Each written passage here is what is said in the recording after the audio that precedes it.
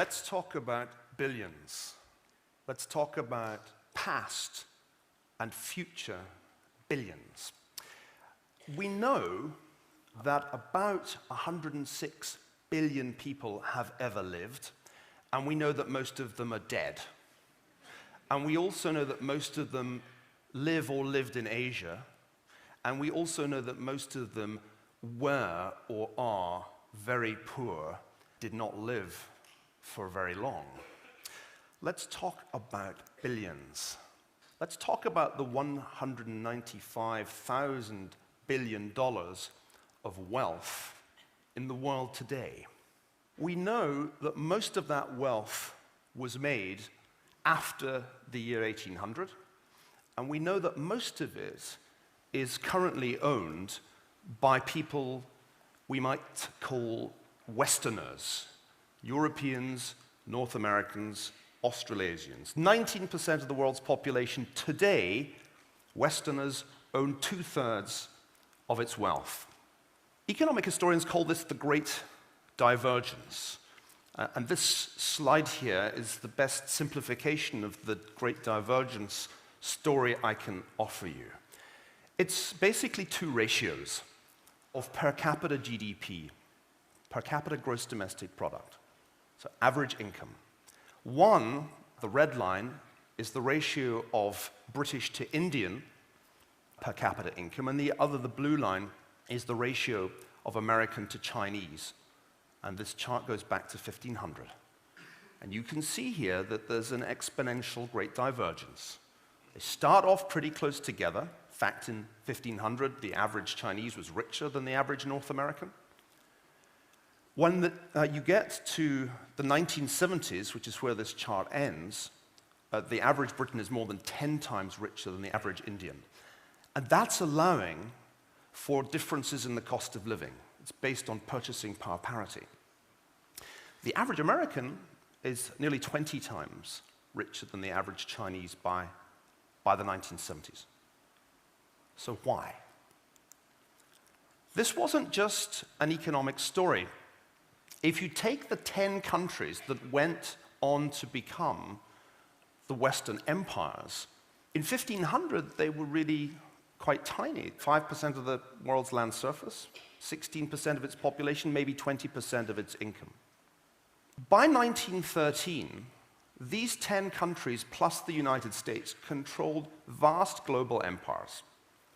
58% of the world's territory, about the same percentage of its population, and a really huge, nearly 3/4 share of global economic output. And notice, most of that went to the motherlands, to the imperial metropoles, not to their colonial possessions.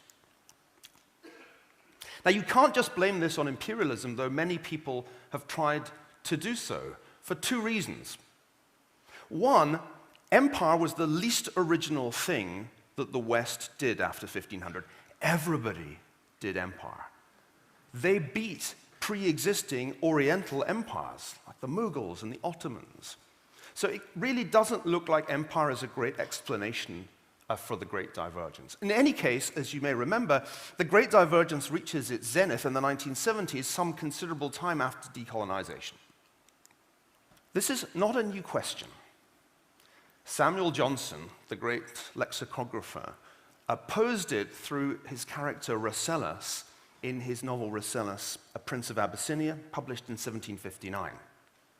By what means are the Europeans thus powerful, or why, since they can so easily visit Asia and Africa for trade or conquest, cannot the Asiatics and Africans invade their coasts, plant colonies in their ports, and give laws to their natural princes?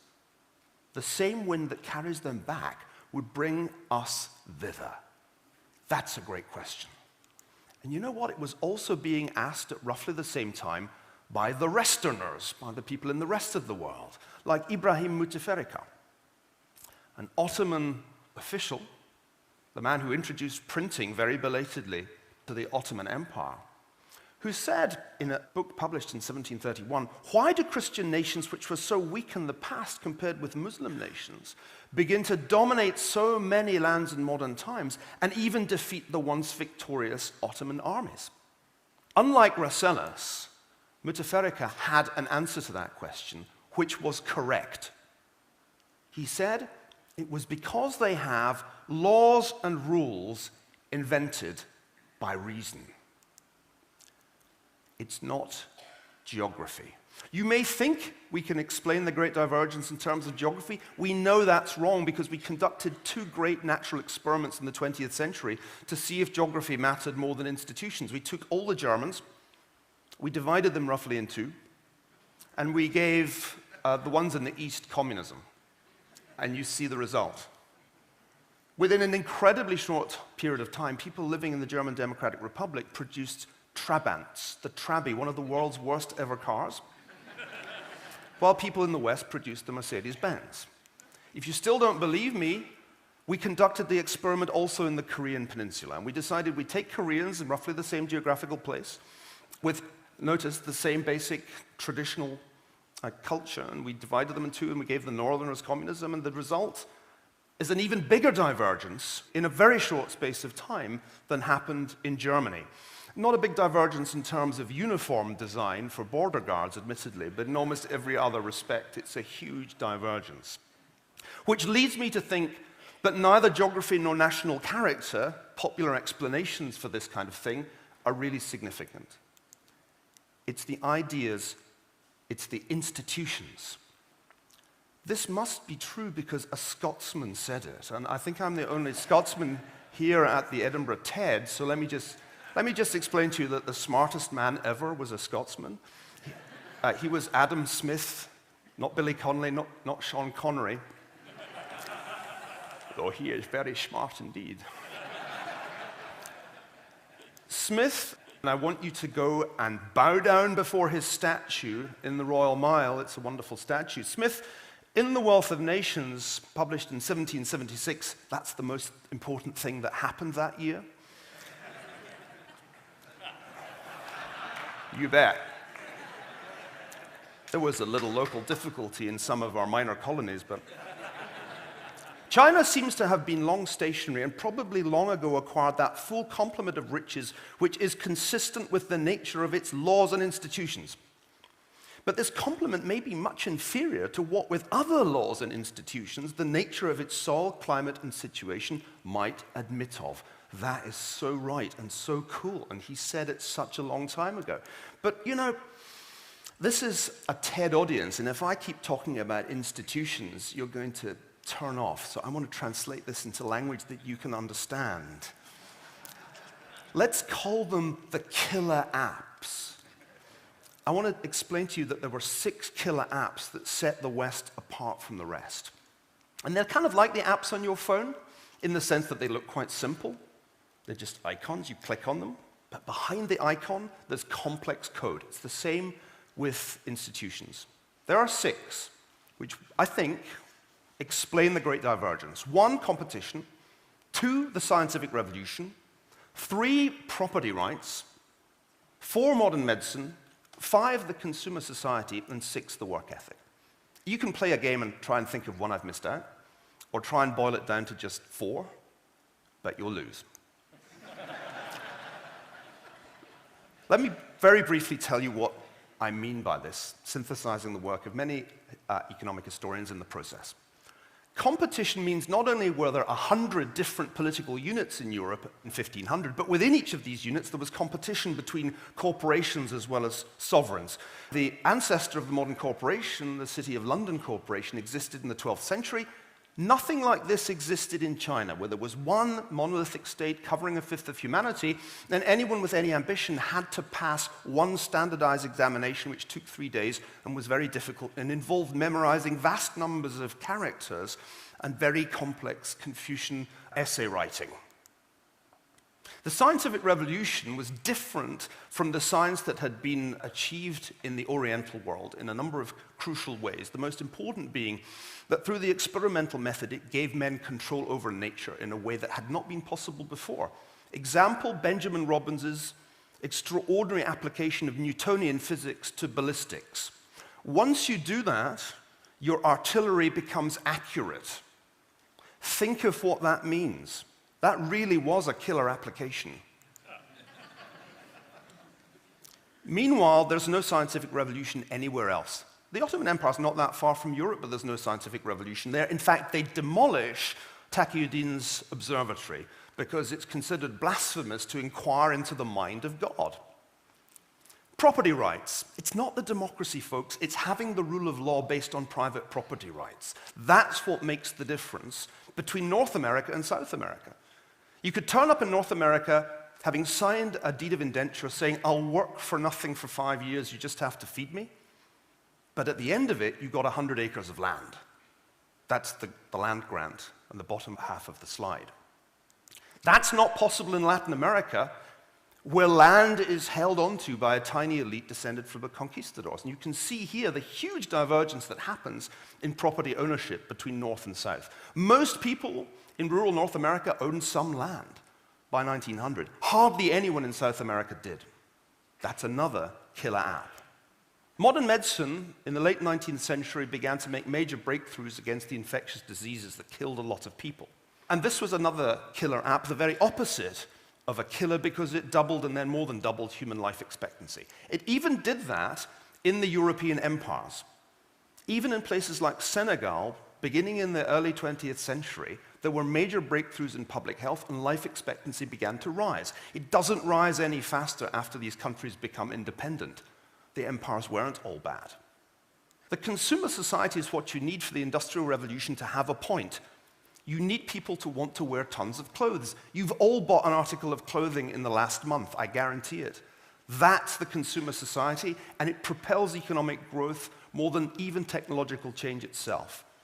Japan was the first non-Western society to embrace it. The alternative, which was proposed by Mahatma Gandhi, was to institutionalize and make poverty permanent. Very few Indians today wish that India had gone down Mahatma Gandhi's road. Finally, the work ethic.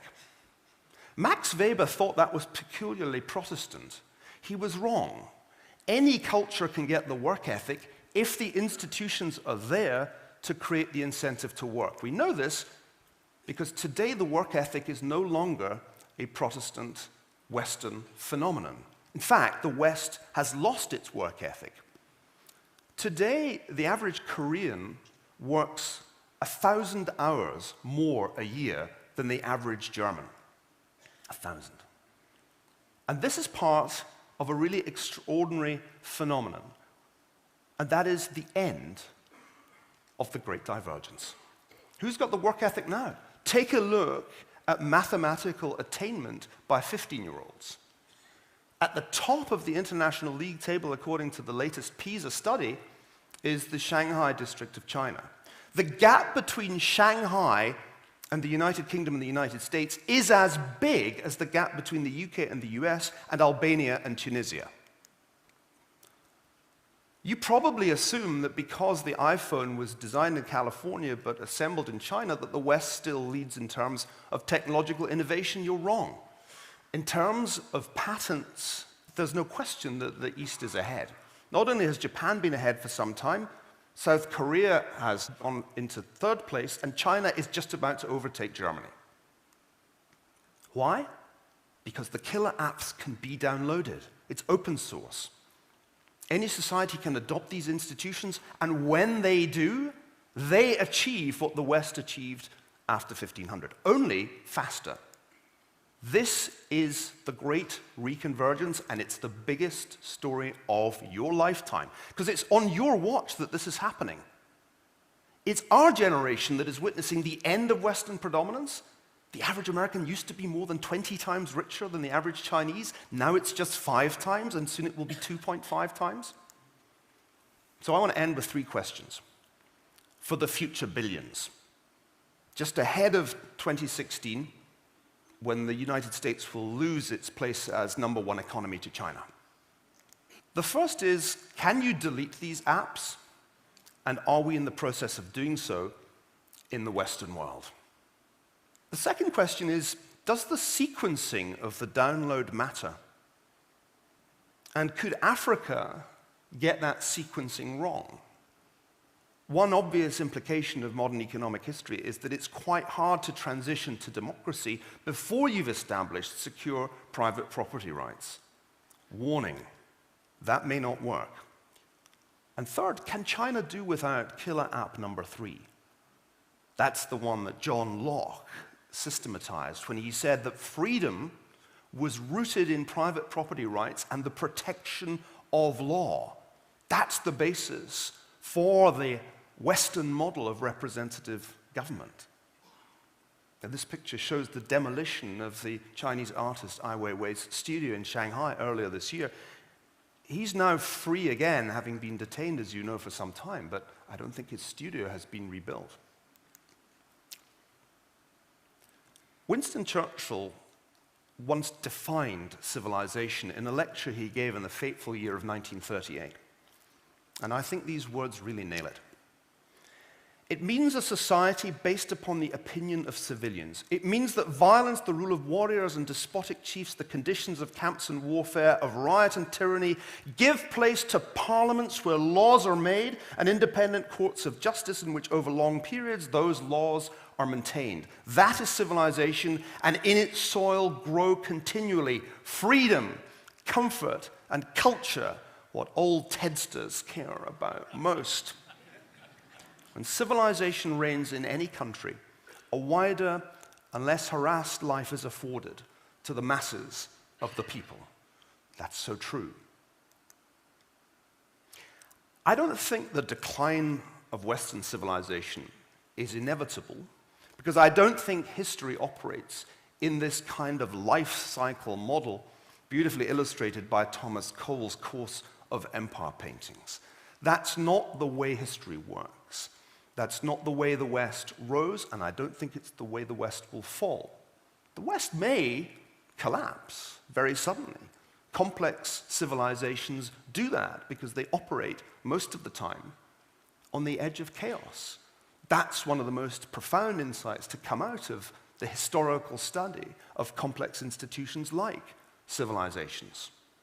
No, we may hang on despite the huge burdens of debt that we've accumulated, despite the evidence that we've lost our work ethic and other parts of our historical mojo. But one thing is for sure, the great divergence is over, folks. Thanks very much.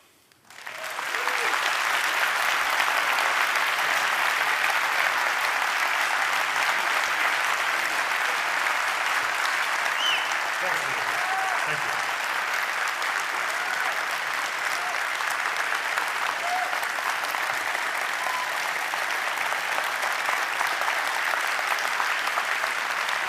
Neil,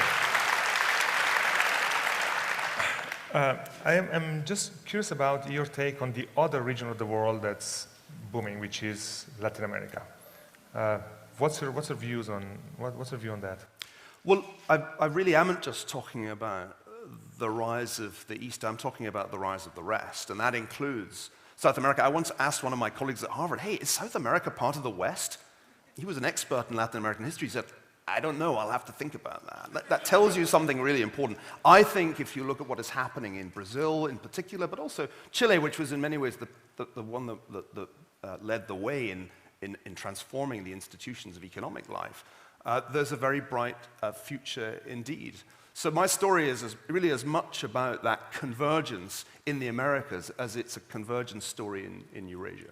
And there is this impression that North America and Europe are not really paying attention to these trends. Most of them, mostly we're worried about each other, right? The Americans think that the European model is going to crumble tomorrow. The Europeans think that the American budget is going to explode tomorrow, and that's all we seem to be caring about recently. I think the fiscal crisis that we see in the developed world right now on both sides of the Atlantic is essentially the same thing, taking different forms in terms of political culture.